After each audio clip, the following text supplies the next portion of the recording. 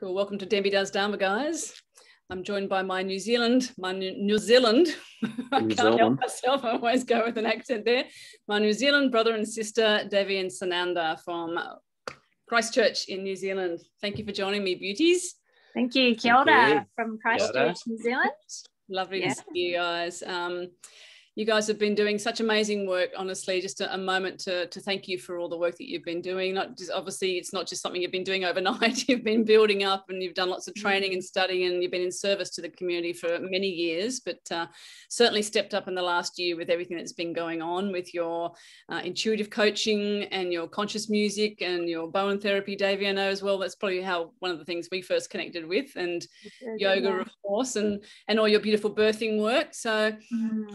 Any, mini, miny, mo, who wants to start with just sharing a little bit about who you are, what you're doing, what your journey is? Yeah, well, I just wanted to start by saying thank you. I was trying to remember when I connected with you maybe about 5 or 6 years ago living in Australia, and I remember seeing you, this beautiful spoken yogi in Australia, and then I realised you had beautiful magic healing skills, and then I got to be part of your world, and you certainly were a big part of my world, especially over the last 3-4 years, and helping me birth Jackson, my son, who's 2.5. I was on the phone to Denby as I was driving to the hospital. That's right. I remember. I do remember. And so driving to the hospital, and the woman I'm talking to is Denby in Australia, not my husband at the time. It was Denby. Beautiful. Such a privilege. So, the journey with you has been wonderful. Yeah. So, I have been a practicing Bowen therapist since I was about 20. Which has been phenomenal. I think when you learn a skill, it takes quite a long time to really feel the depth of the modality, whether it's yoga or whether it's Bowen. I reckon it takes a good 7 to 10 years to really get your hands on it and really feel it and know it and understand it. So that's been my big journey, and Bowen therapy is about resetting fascia and allowing the fascia to to heal and to reset. And from that, I've learned a few other modalities, anything to do with the body. I moved into yoga, and I traveled the world teaching yoga, more for Bikram yoga. Actually, I did that for many years, and then learned lots of other different yoga modalities, and then found a passion for, the postpartum journey. And that was really because of my own journey. I have 3 young children, 2, 5 and 7.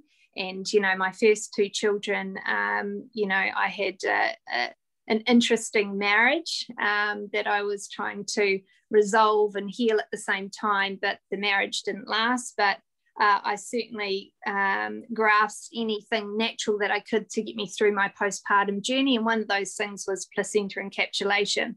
So when I moved to New Zealand, I ended up studying to become a placenta encapsulation specialist. So the last couple of years I've been working with lots of women here in the South Island doing teaching, obviously doing placenta encapsulation for them, and really sharing my message to mums out there that don't know.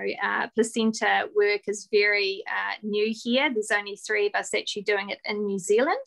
Wow. So for me, it's a whole education process. So it's taken me a couple of years to really get it out there. I've gone to expos, and really now it's just kind of word of mouth, which is beautiful. So that's wonderful. And the aspect of Bowen therapy as well. So I'm kind of working with them pregnancy, birth and postpartum. And, now I have a little bit more freedom with the kids being settled in at school and preschool, that my time is opening up. And we're actually under the study of shamanic work right now under a very good friend of mine, Christoph Melchizedek, where he gifted us the course. So we're probably in year 2 now. So both of us are sharing this time learning neo-shamanic work, which is just new age shamanic work. And as much as we're learning, we're healing at the same time, which is wonderful. All the time. All the time, you know. Time so healing, it's non-stop. if it's not my turn, it's his turn, and then it's his turn, it's my turn. So we go like this with that fine balance of, you know, very fortunate your turn. Yeah, we're very fortunate to be able to hold space for each other all the time, and it's very magical where we do get to hold space. And now we're sharing that with the community. We live in North Brighton, and we're finding ourselves just to be popping up everywhere. We've got a little bit of a, you know, what would you say? We want to really, we want to getting amongst the community, and it's gaining a little bit of groundswell, but it's taking time. But you know, in certain pockets of the suburb, we're known. One person calls me Scorpio because I've got a Scorpio tattoo. So he's obviously forgotten my name. Hey, Scorpio. So it's and that's the best way to build a business, isn't it? It's word of mouth, and then that's the authenticity is there, because you touch people in that really lovely intimate space, when, especially with, as you know, with the birthing work and how close that is. And then I've just wanted to go back, as you guys know too, just to old school for a long time, because it's just, again, it's just organic, and it's none of this sort of forcing and marketing. It's never been a fun space for me, and probably for a lot of us, you know, healers, to go into that. Well, here I am and talking about ourselves and plugging ourselves. It's a bit of a challenge with that. So I understand that. It's great that you've got one another to support each other in that space. I want to come back to the birthing stuff with you, Deva, but Saddhanta, let's tell us a little bit about your journey. Well, I think, and I'm pretty sure it's Denby that said you were going to meet your twin flame. Yes, it was Denby. Yeah, it was you that said to Devi that, and of course she was called Nicola then, and I met her out on. She reached out to me through an advert talking about reaching out on Facebook, and she said, "Oh, we may be able to sort of, you know, help each other out here work-wise with what we're doing, similar minds." And we went and met out on the pier, and I knew nothing about twin flame. That, you know, that's 18 months ago. So, but I asked her out on this pier. I said, "What is it you want?" And she said, "I'm a goddess, and I want a beloved." Straight up, I'm a goddess. I just went, I did. When you come out of a really interesting marriage, I was like, right, if I'm moving to be with anybody, I was fired up. I was like, right. I was in a really interesting space. I'd been doing the inner work, the shadow work, for like nearly 8 months. I'd gone into the hermit. I'd pulled the hermit card, and I'd come out of a second marriage, and I was like, right, I can't carry on like this. This has to change. And so I went into that journey of doing the shadow work, in many different ways. I certainly came to the point, which is really interesting. I remember saying to my mum these very words. I said, I could say for the first time I truly love myself. I don't need anyone in my life. The next week we met, and it taught me that as soon as you don't need something, you're worthy of it. You're worthy of it as soon as there's no attachment to it. And I truly was like, I truly love myself. And it's like, then I was open for my twin flame to turn up, which you had said to Devi, you know, you're going to meet your twin flame's going to come into your life. I didn't even know at that point what that was, but on the pier that day, she said to me, you know, I'm a goddess and I want a beloved. There was no ego in it.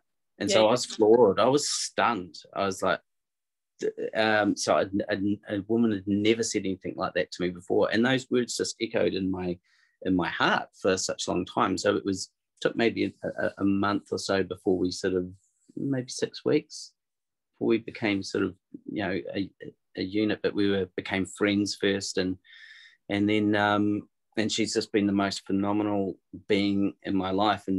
And what we're coming to understand, which is helping me in the work that I do as a coach, an intuitive coach, is we understand we're here to help heal the masculine and feminine energies. And so we do that as how we live it.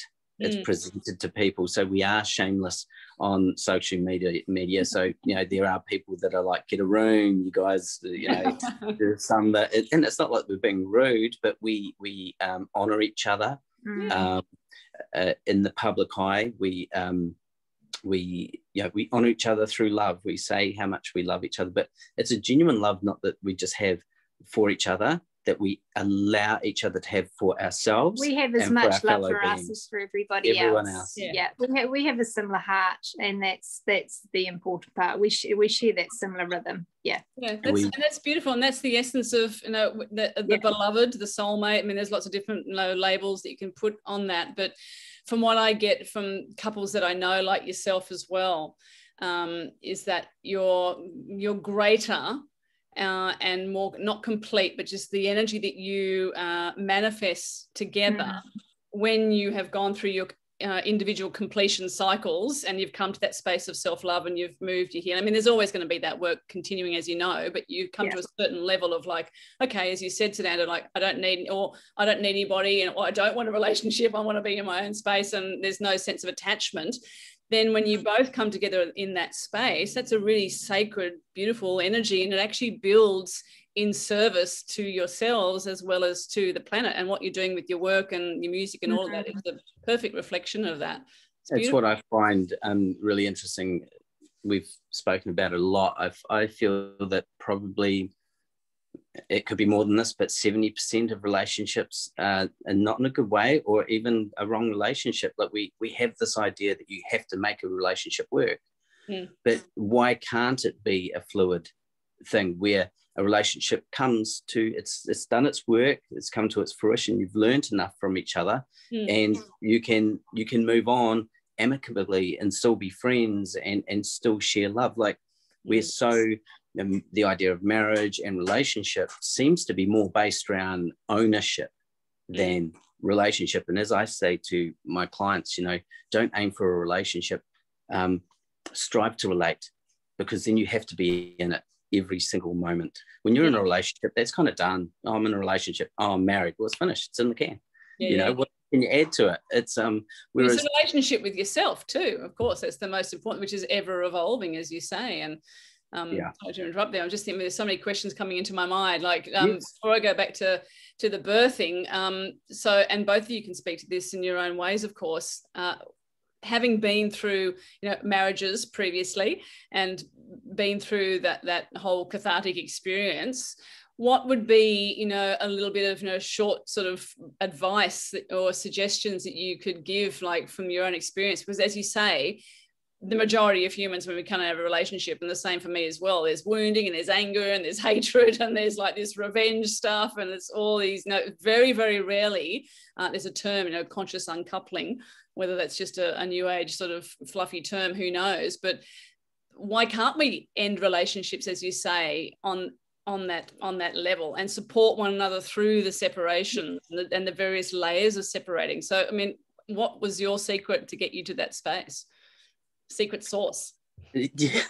Well, as Debbie said to me, she said, I really early on in the relationship, she said, I just want you to be free.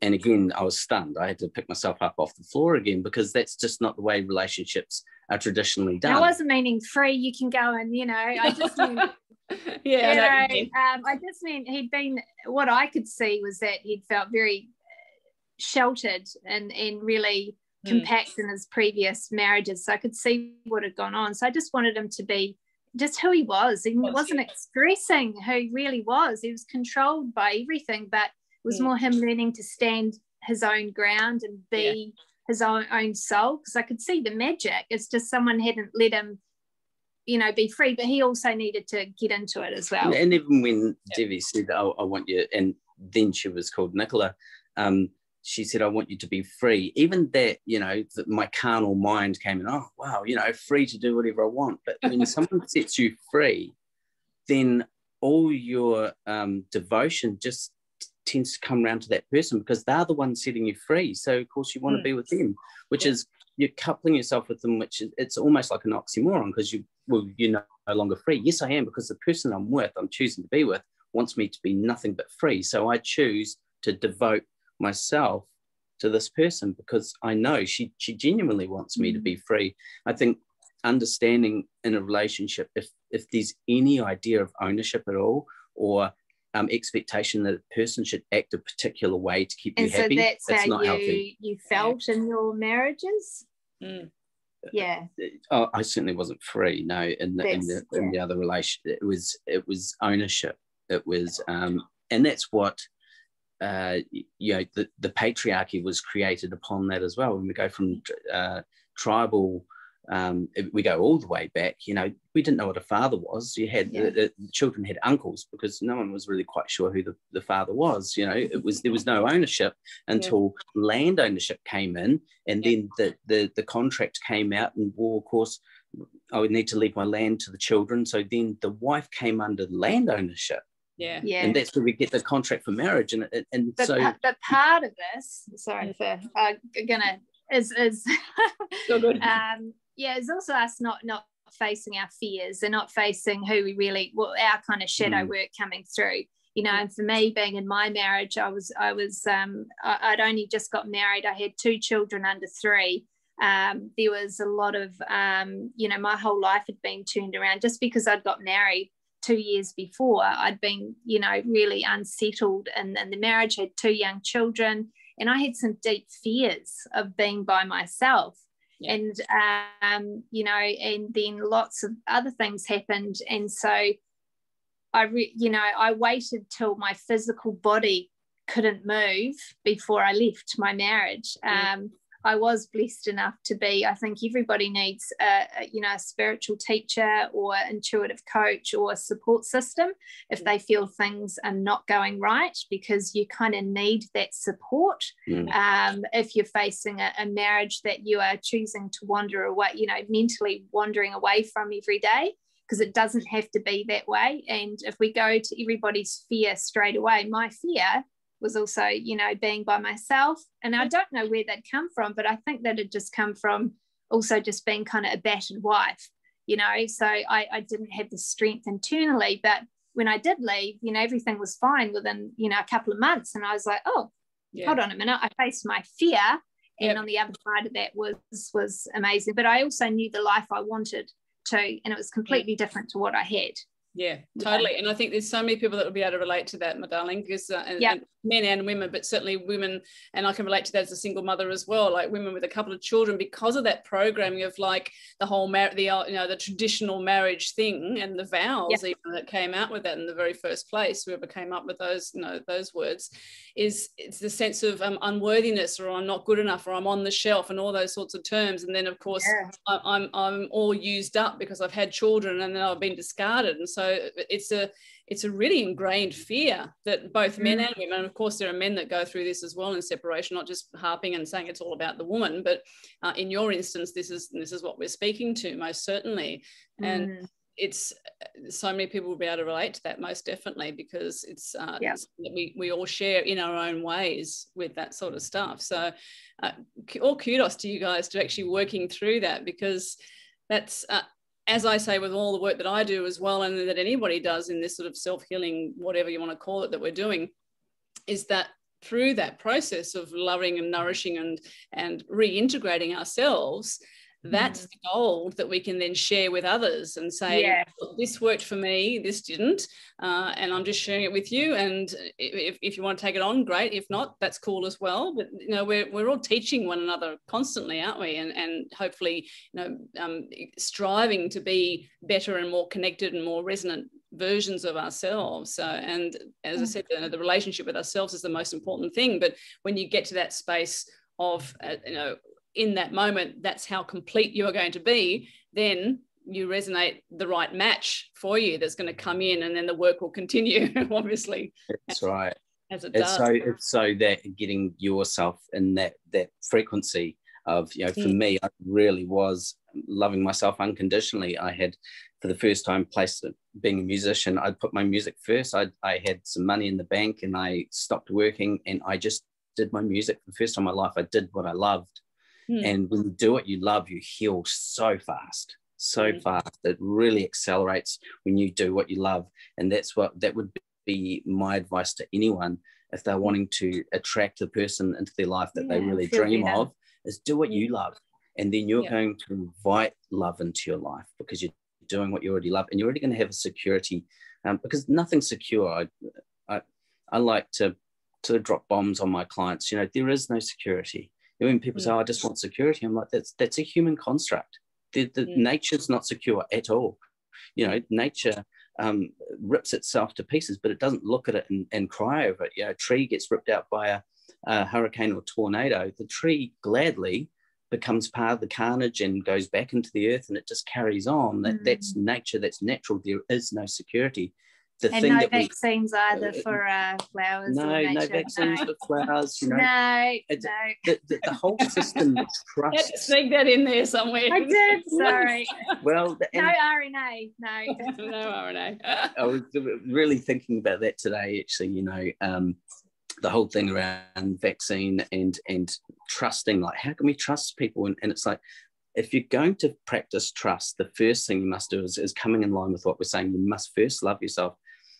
Can you trust yourself first? Don't trust anyone else before you can trust yourself, because every decision you make, you need to be able to trust that you're going to make a good decision. That means that the person that you're going to invite into your life and give or devote your life to, can you trust yourself to actually know you're inviting the right person into your life? All trust has to be with you. So, if anyone was ever considering the vaccine, this is a big thing. It's huge. We're potentially looking at changing the shape of humanity. But on a personal level, you're giving your wealth, which is your health, over into the hands of someone else. Now, if you really trust yourself first, ask, do I trust myself? If you don't let anyone stick a needle into you, because you're going to make the wrong decision. First come to that whole thing of trusting, loving, and can you accept yourself as you are? I think our inability to accept death as a part of life is a huge thing. Oh yeah, massive. And if you even peel that backwards too, and the layers underneath that, as you say, security, for most people, that instant sort of knee-jerk idea or concept of security, it's really foundation. Like, if you have strong foundations and you're grounded and solid or earthed, and you've moved through enough of your stuff again so you can still feel things but not let it completely unearth you, then you're going to have a better chance or more likelihood of receiving new information and adjusting and transforming, which is, say, that's exactly 1 minute the tree's upright, the next minute it's on the ground and it's part of the earth again. And it's just, that's who we are. We're made up of the elements, and that's the premise of any shamanic work, certainly that I've ever studied and practiced as well, is the moving and the morphing within the seasons. As you said before, within New Zealand, you've got all the beautiful seasons that are still quite marked. I mean, here in Australia, we're not that far across the Tasman, but I mean, the seasons are all over the shop. Seriously, it's like, let's not even go into weather manipulation. Let's just stay away from that. But Trust me, I've been there, Denby. I know you have. I have been.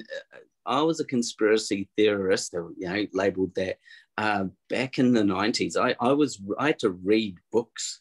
I've got books on HARP and the Vatican and the cult that tried to steal the world. I've got like so many books in my garage that, and my friends used to think I was crazy. The crazy thing is that the amount of stuff that's come true from what I was reading back in the 90s to now is insane. So I started with good old Barry Smith. I don't know if you ever heard of him, but he was the original Christian conspiracy theorist, and I watched all his videos and followed him. But as you say, I think coming back to that whole thing of foundation, as you say, having good foundations, and also aiming more for clarity over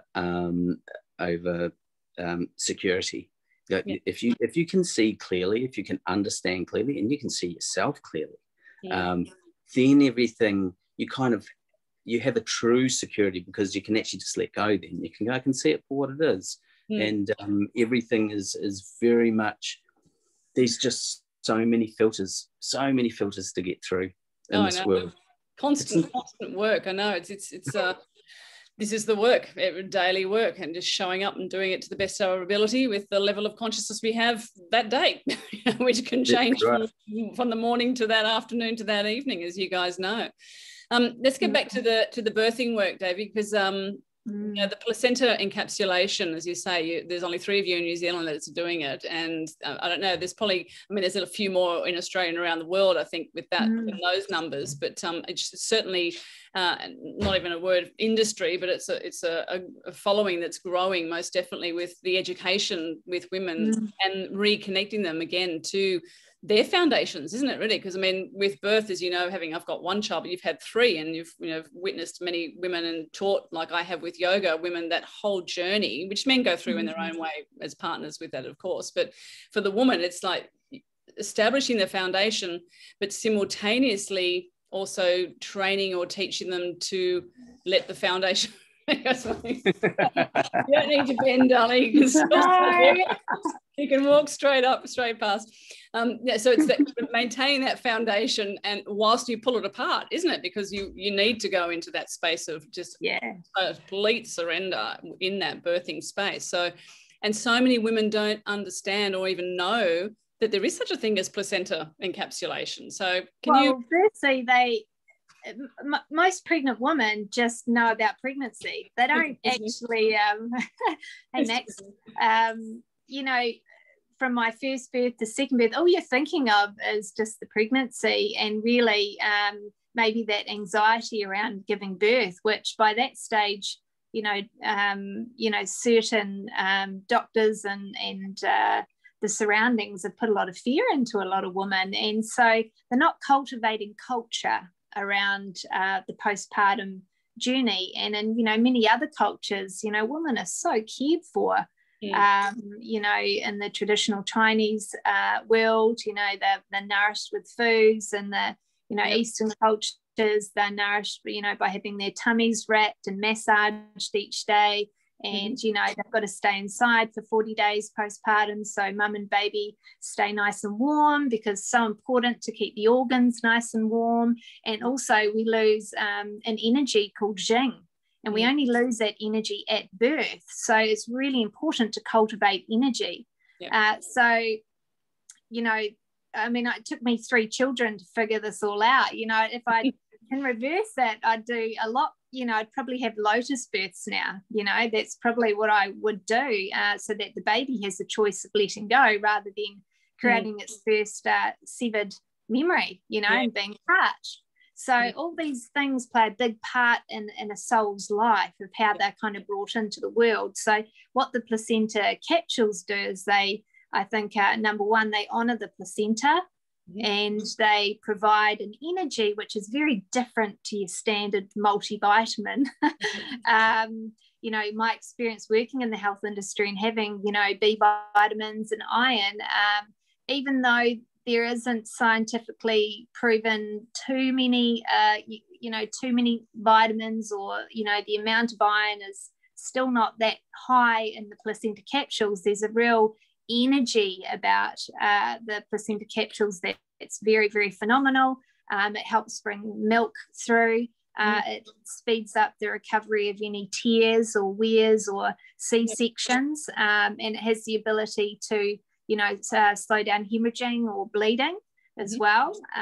It's been a nurturer for 9 months or so. So it's such an intimate relationship between you and your baby. Yeah, just chuck it out. Hang on a minute. And as you were saying about, I've heard of stories of where, parents have had a child that keeps getting colds, and so they would be asked, well, where have you put the placenta? And it's been thrown in the freezer. I mean, energetically, we've got to remember, what's it called? The forgotten chakra. Yeah, the placenta is called the forgotten chakra, and as we all know, every organ is a portal of energy, and there's no doubt the placenta holds one of the strongest forces of life force. So whether you make placenta capsules or tinctures, I think honouring the placenta beautifully by even burying it is really important for the child too, to anchor it into Mother Earth. Many cultures do that anyway. Our Māori culture here is to bury the placenta with a tree or with a plant, and again the whenua, and that honours Papa Tanuku, which is the mother, and it means that you're giving the child solid grounding, especially in the area that you grow up in. So even though I do the placenta capsules, I also give the baby sac back, because there's parts of the placenta I don't use, and that they can bury that too. So we're kind of bringing in all those aspects. But I think one of the biggest things as well is that mothers just get really excited about this whole process after baby's out. They feel like they're doing such a good thing for themselves and the baby, and really that spiritual aspect of getting connected to the whole part of pregnancy and birth. And I really want to encourage more mothers to get more in tune with what they're doing and have respect for the placenta too, rather than it just going to waste. You know, which it's just education. That's all it is. It's just talking to people.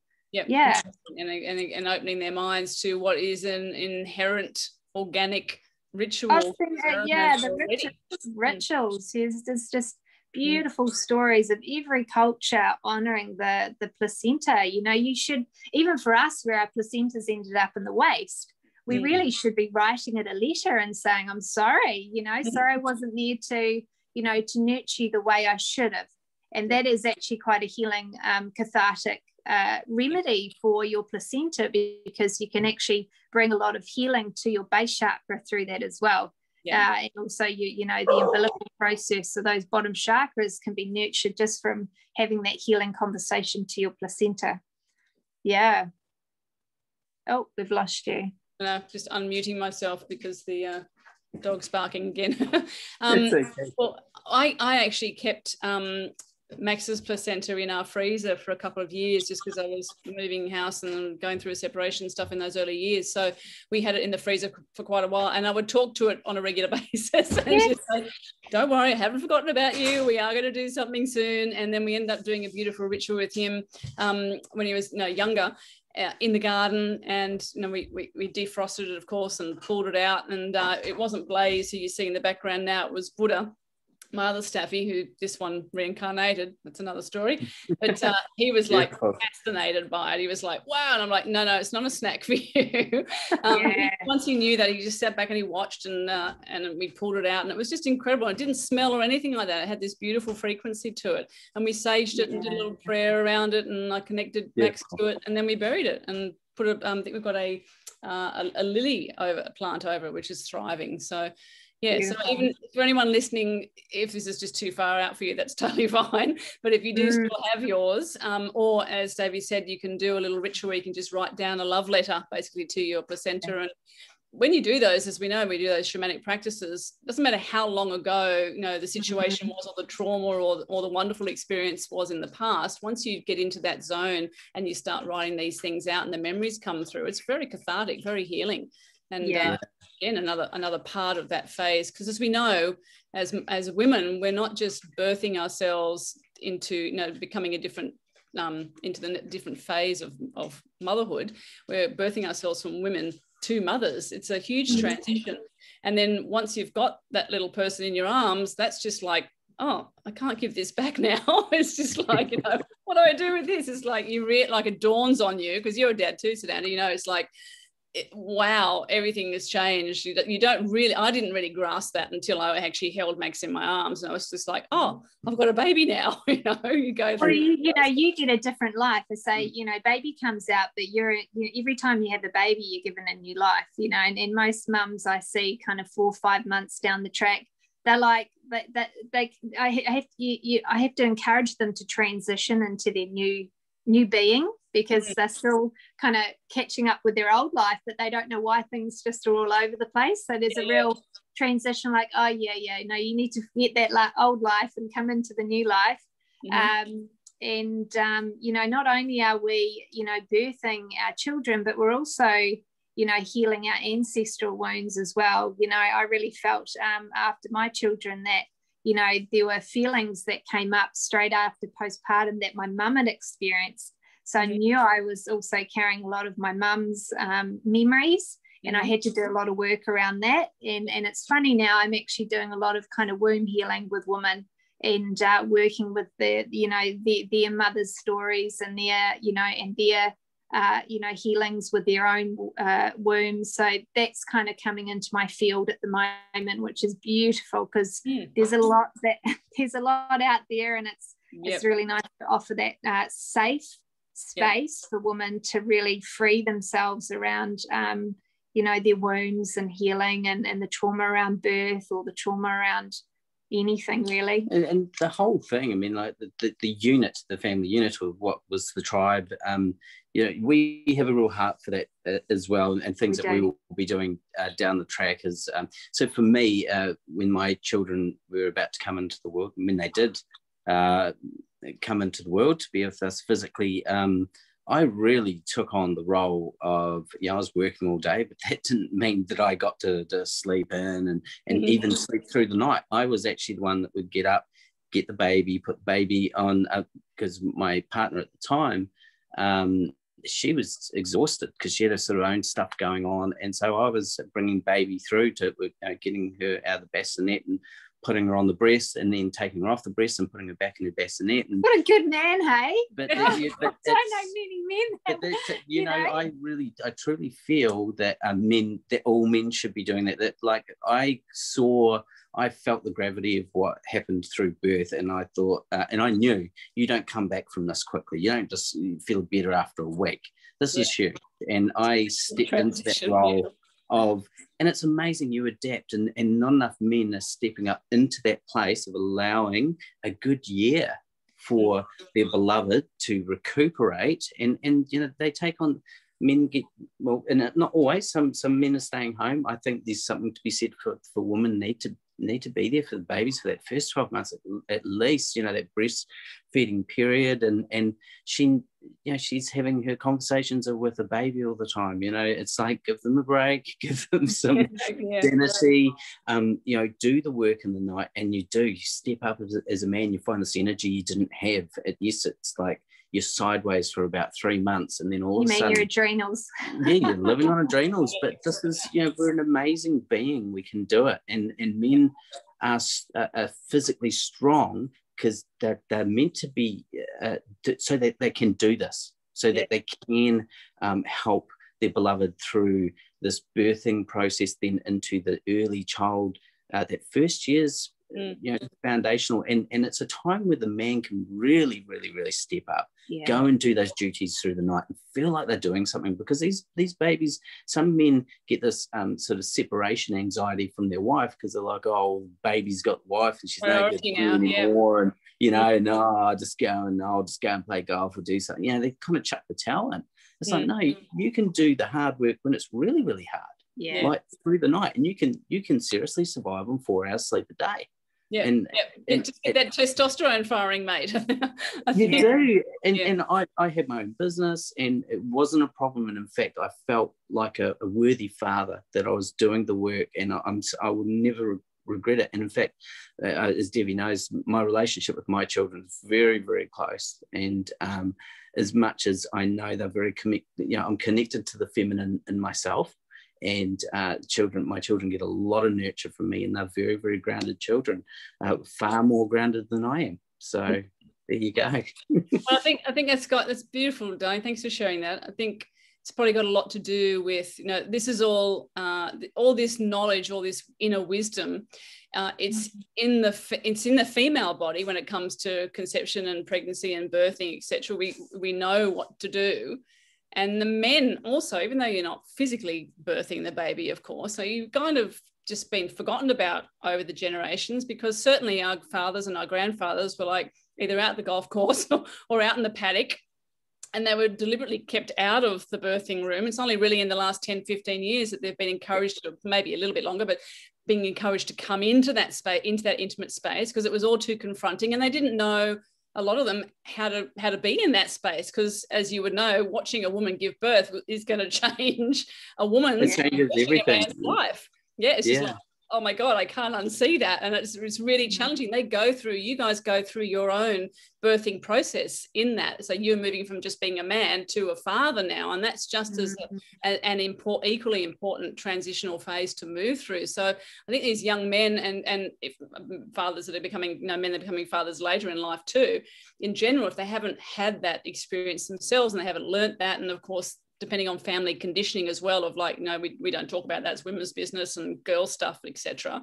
And that leads to the whole, I had a great conversation with Valan Cadden a couple of weeks ago, around menstruation and around the connection of men, you know, understanding the wisdom of that and the power. Oh yeah, I love listening to that. I could just feel great one. It was so good. I was like, you know, I say that to Saddhanta, you know, when I get my period, that, you know, I really rest, you know, and women do. I've got all these women with, you know, migraines, and, you know, they go, and they're masculine and go, and they wonder why they're all out of balance. Like, you don't rest. Yeah. You know, and I loved what he said. He said, I honor her and she goes away and I look after the kids. So I was like, I know a lot of women going, yay, awesome, I want a husband like that. You know, fantastic.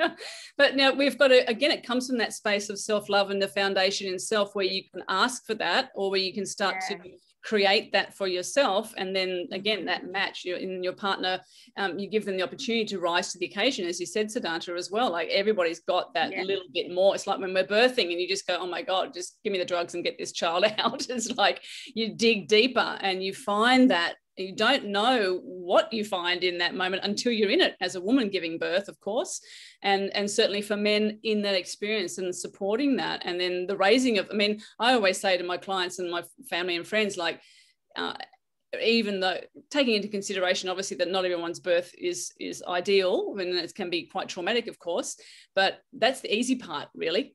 You know, it's the raising of the children afterwards is where the real hard work comes in, I find. So yeah, respecting that you've both got your masculine and your feminine roles, and yet, of course, you're a balance of both within that. And then again, the willingness to transform and work on your stuff and integrate that and support one another. And especially now, as you mentioned, you know, the big V word, but certainly now, that sense of foundation and inner support that people have for themselves, whether they're male or female, is that's absolutely vital, because otherwise we're going to be literally violating ourselves with something, whether it's a negative thought or a toxic food that we are addicted to, or we're going to put something into our bodies that we're not quite maybe understanding is how, you know, what the ramifications are of that.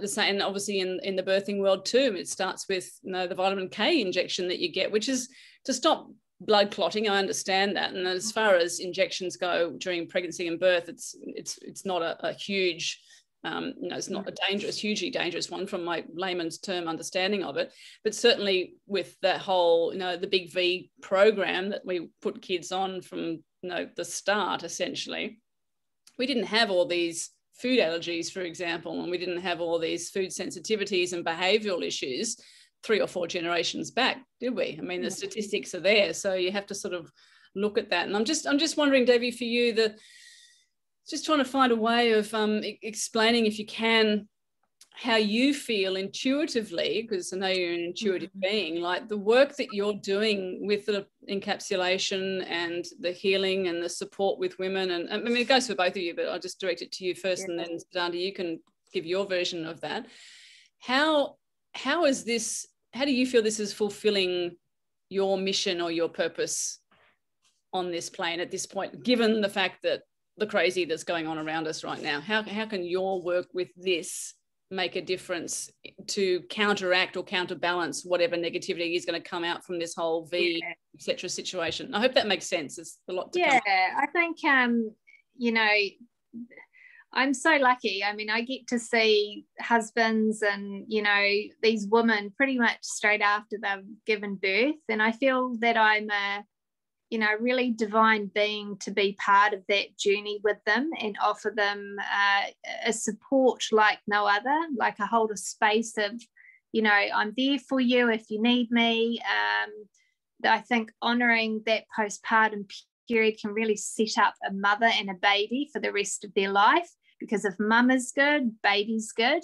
And when you're setting a woman's heart at ease around that time, means that ramification to the baby, that beautiful connection with them is going to be a lot stronger. So, you know, offering them advice and education from that point of it's such a vital point, because women are so vulnerable, and having that support right when they're just at the most vulnerable time is phenomenal, because that's what I wanted for myself.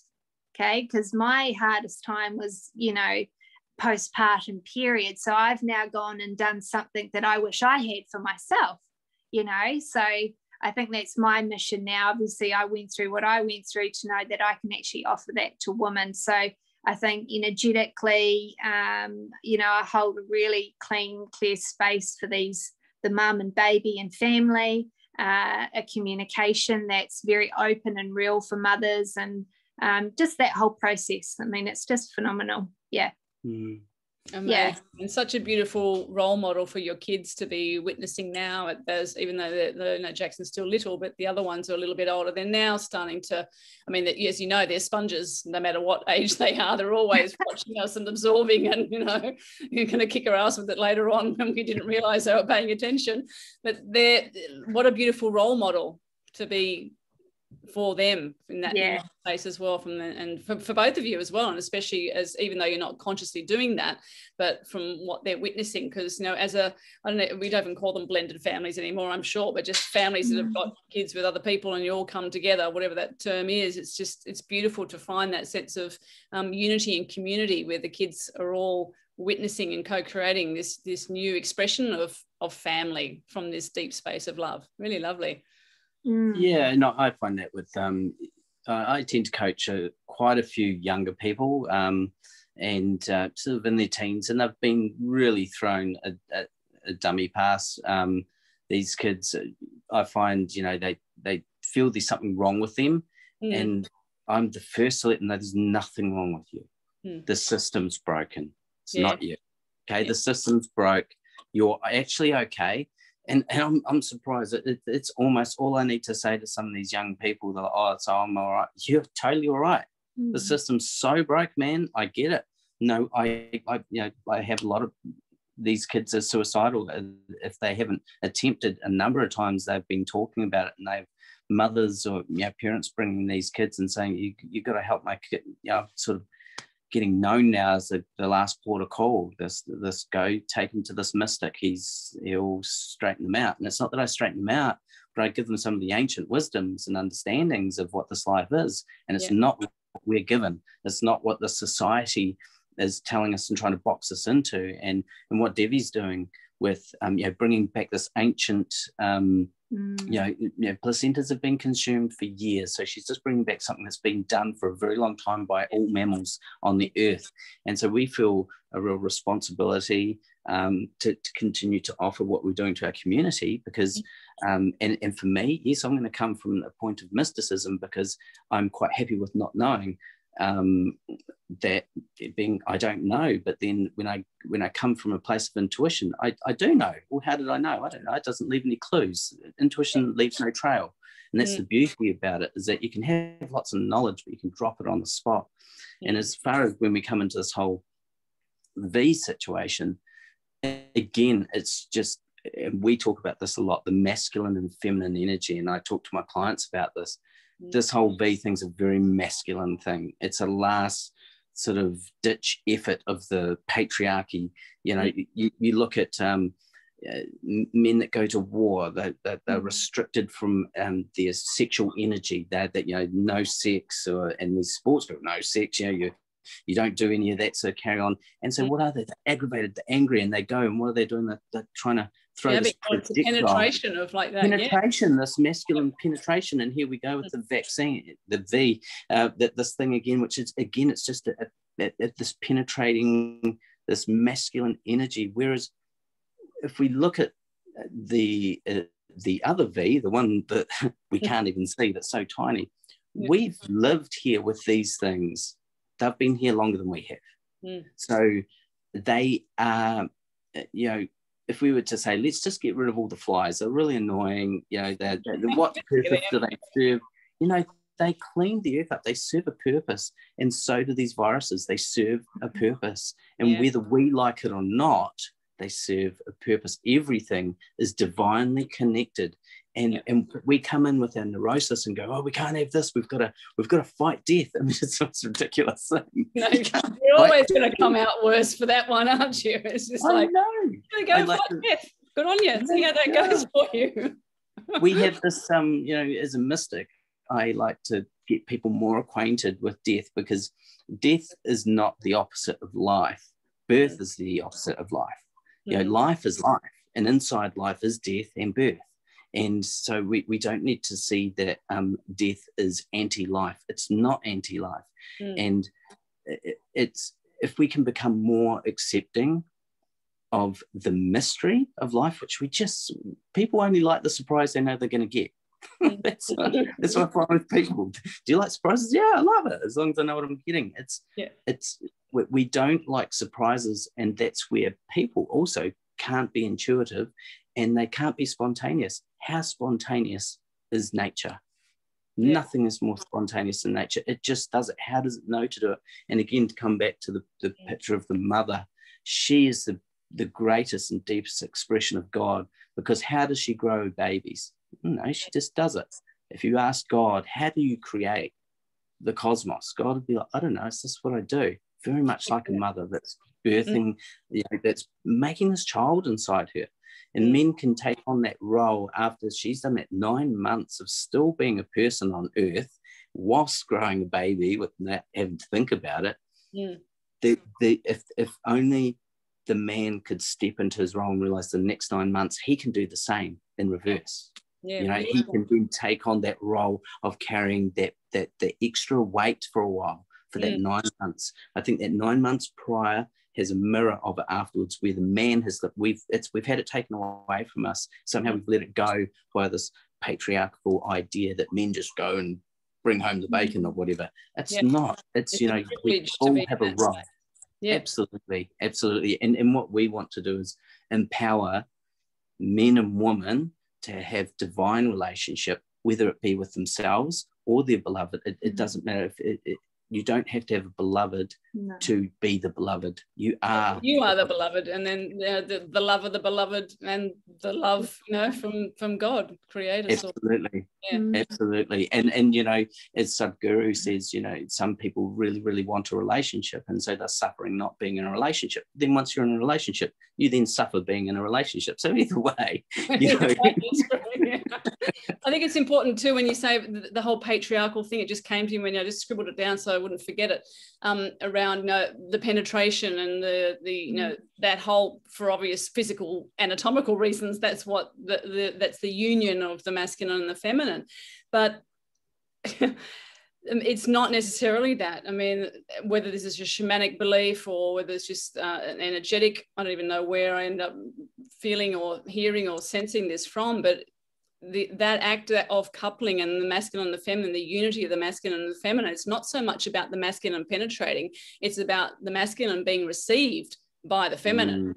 That's right. And that's it. So it's a whole different change of the concept in the brain and the whole within society and our culture, again, of like what it is to be, because that brings dominance, and of course all the expressions of that, of male over female, and then we tie in the whole the traditional sense of marriage of like, you're now my possession, and all those sorts of things. I mean, it's a whole nother conversation altogether that hopefully we'll get to have one time. But it's the receiving the feminine and allowing the masculine to soften into that.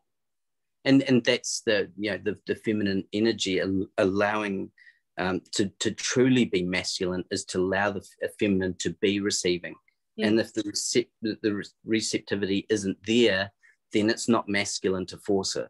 Masculine, as you say, must be received, not imposed. And so both the masculine and feminine energies have been so miscued and mistaught and misunderstood. I think we really have no idea. We're learning each and every day what that means for us, but we try and live it as best as we can so that the children see it. In our work, we want to embody it and help heal that within. Again, it's not about man and woman, it's about those energies within us. What is it that we need to receive in ourselves? What is it that we need to, the real masculine is offering. It's an offer. You come and offer, you don't force it. The idea of force is that's eating from the tree of the knowledge of good and evil. It is truly taking God's creation and saying, maybe it ain't that good. Which is to eat the fruit of the knowledge of good and evil. It's certainly a metaphor that we we can be partaking in that each and every day. We can either eat from the tree of life, which is the heart, or we can eat from the tree of the knowledge of good and evil, which is up here, and we're not to consume this. This is, I always like to say as a coach, you know, go with your gut, go with your intuition. That's your first impression. That's your CEO right there.